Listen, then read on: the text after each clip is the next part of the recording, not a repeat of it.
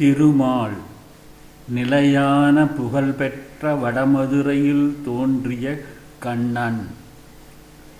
தூய்மையும் பெருமையும் மிக்க என்றும் நீர் ஓடிக்கொண்டிருக்கும் யமுனையாற்றுத் துறைக்கும் துறை சார்ந்த நாட்டுக்கும் தலைவன். முல்லை நில ஆயர்தம் குலத்தில் தோன்றி வளர்ந்த அழகிய ஒளிவிளக்கு. தாய் தேவகையின் பெற்ற வயிறு பெருமை பெற்றிடச் செய்த மணிவயிற்றன்.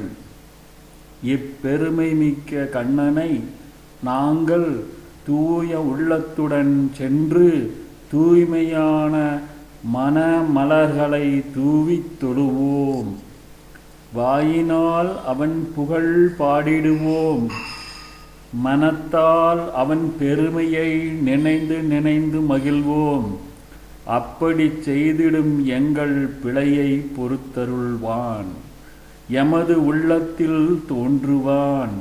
எஞ்சி நிற்கும் குறைகள் அனைத்தும் தீயில் எரிந்திட்ட தூசுபோல் சாம்பராகும் என்று எல்லாருக்கும் கூறிடுவோராய் பாவை நோன்பு எடுக்க என அழைக்கின்றாள் மற்றொருத்தி தோழியரை.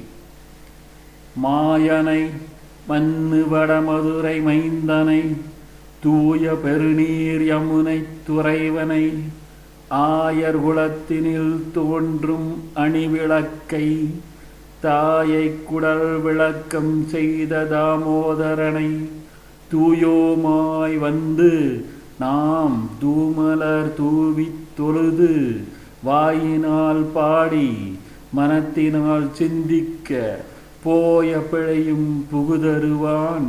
நின்றனவும் தீயினில் தூசாகும் செப்பேலோர் எம்பாவாய்.